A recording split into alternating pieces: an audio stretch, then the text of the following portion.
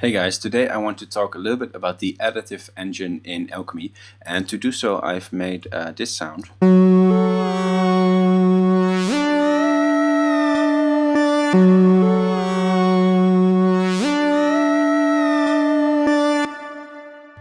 So nothing much is going on inside the piano roll there, only two notes, 1 and a 6, and also nothing much is going on this main interface here. We're only using one source, we're not using filters, we're using just one reverb. But still, it sounds kind of interesting. So what's happening here is that I'm modulating, or I'm using an envelope to control the pitch of the upper harmonics in the sound, so not the fundamental. So before we get into that, I'll just mute all other effects here. So we have an MSEG on the symmetry there. We use this magnet, which is like a sort of a detuning effect, and we have some vibrato. For the wave, I use a triangle wave, but I can switch it to a sine, and this is sort of the core of the sound.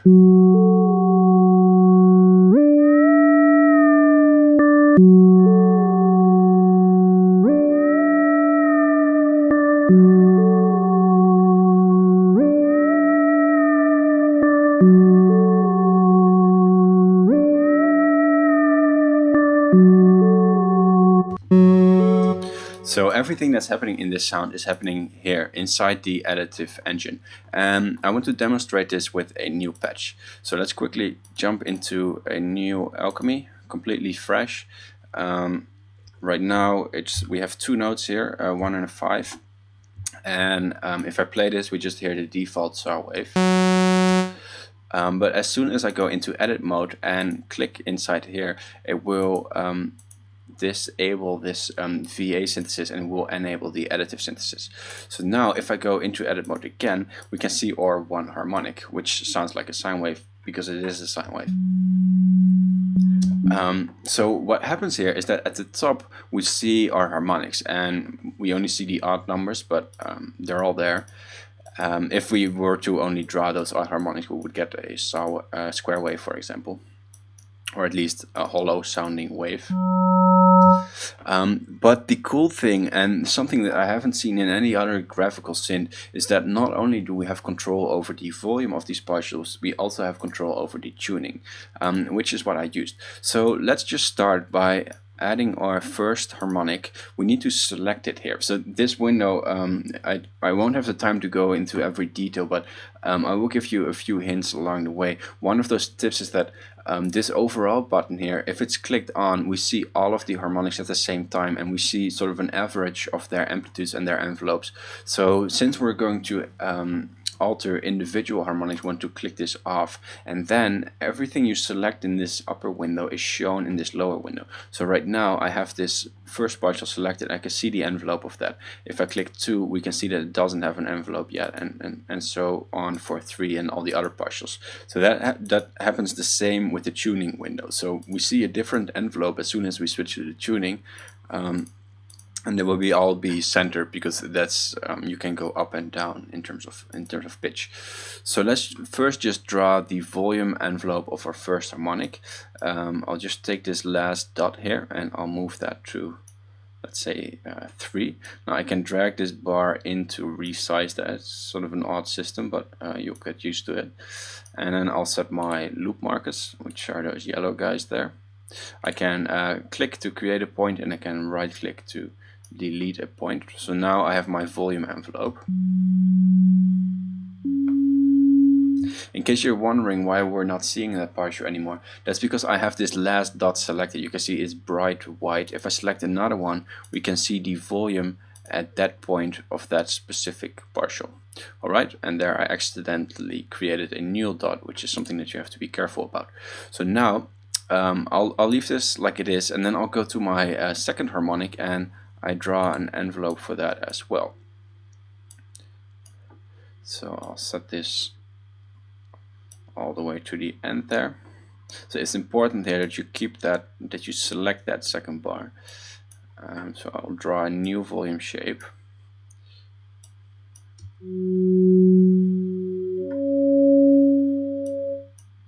So now you can sort of hear this higher tone on top of that fundamental. This is going to be, if you know your overtone series, this is going to be an octave higher. So it's this frequency doubles. So it's the first harmonic is your fundamental, then, or actually the 0 is the fundamental, and although here they say 1.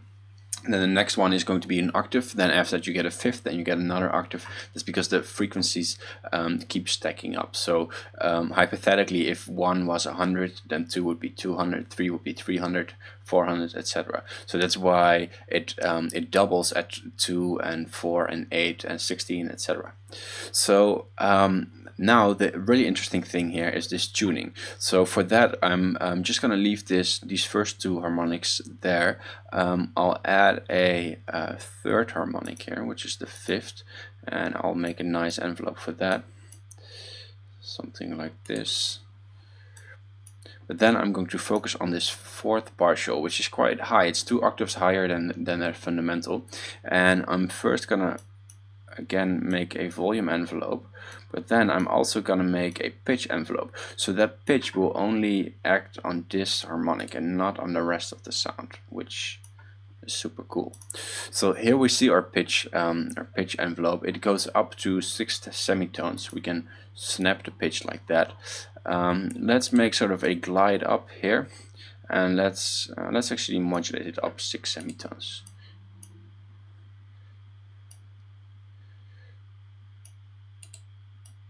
And let's see what that sounds like.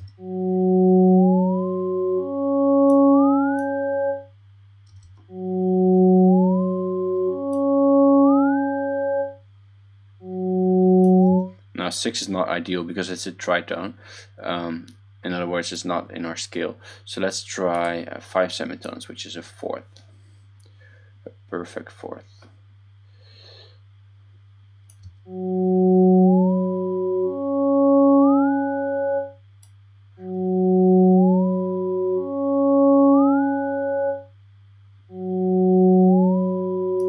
And I think in my other sound, what I did was that I went to a minor third, and then I glided down to a second, like that.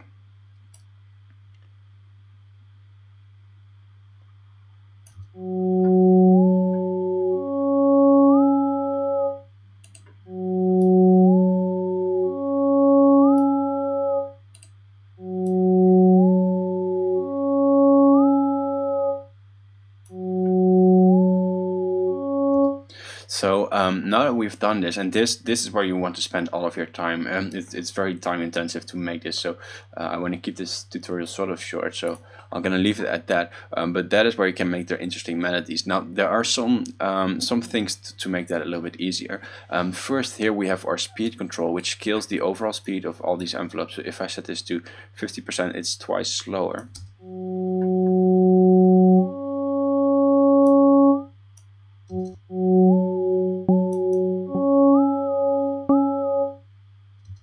And we have our position, which is where that line is. So we could set the speed to 0% and control the position manually. However, in that case, we won't have control over the individual partial. This is for everything, right? So I could set up an MSEG to control it. In our case, it's not a big problem because we use a similar timing for each of these partials. So I'll set this to 4 bars.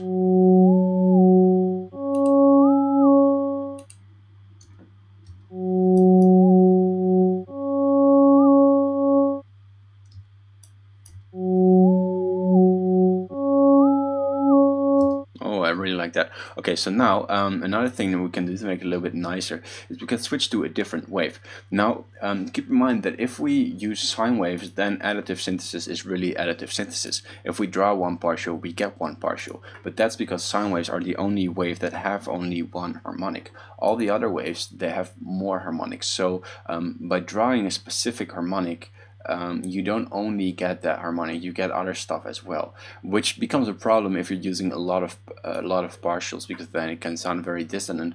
For us, we're only using 4, and we're mostly using those partials that are actually the same frequency as our fundamental, so it's not a big problem. And we can actually see what this sounds like with a saw wave. So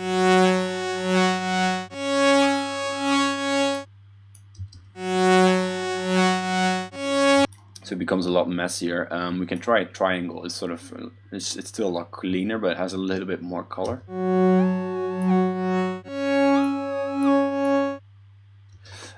Alright, and then we can use these effects here. So one of them is harmonic, which sets the amount of the fundamental, the amount of the octaves. So those are those 2, 4, 8, 16, etc. And the amount of odd, even harmonics and fifths. If I set, for example, the fundamental to 100%, we'll only hear that one.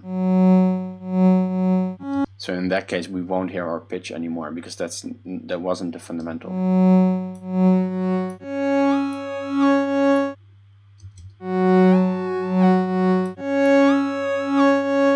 And then we can use some other effects here. I'll use beating. Now this beating one, this knob here is a little bit counterintuitive. It's just 2, 4, 6, 8, blah, blah, blah. This means the interval at which is going to beat the frequencies. And frequency beating is when two frequencies are very close together, but just not quite there yet. And this gives that sort of yeah, it's really a beating sound. Like you can hear sort of a wobble in terms of pitch. You can actually hear it.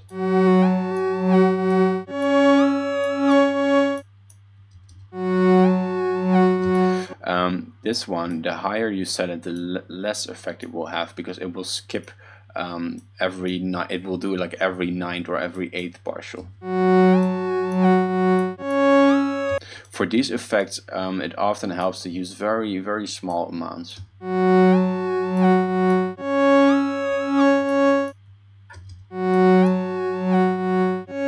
And then we can modulate that symmetry control, which is the duty cycle of the wave, and we'll do that with a let's do a new MSEG, and I'll choose a preset to save some time.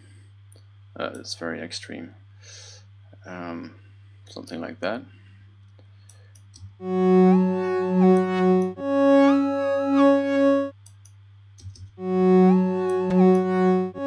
And I'll stretch that and make it twice as long, so it's a little bit slower. And then finally, let's send this to filter 1. It already does, and then let's send filter 1 to effect A. I'm gonna switch that off, and then I'll use a little bit of distortion, or actually a wave shaper, because that can very nicely sort of emphasize those higher harmonics.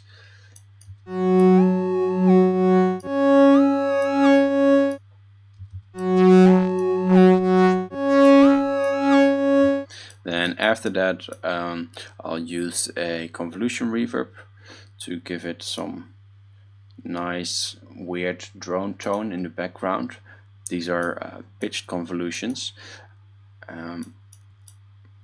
so that might be very out of tune, but often we're good.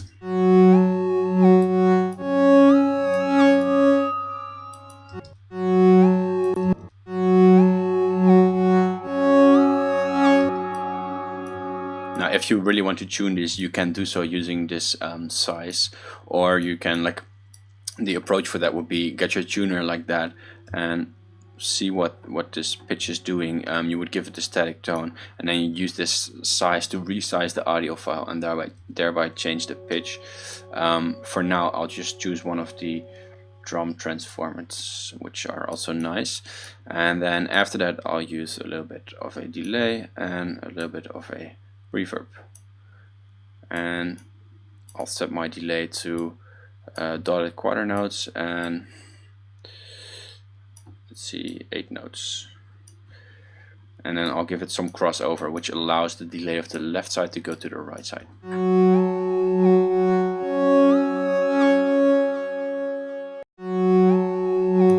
And now you can tweak all these settings here to get different melodies, like the modulation depth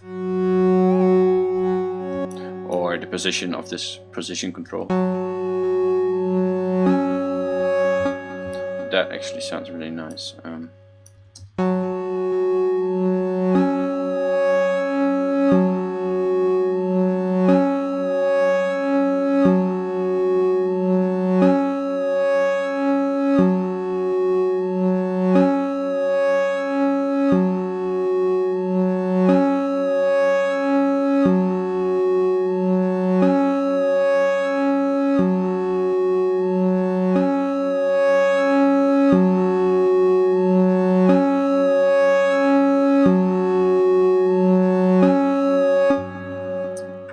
I hope you got some nice ideas out of that, and I'll see you guys in the next video.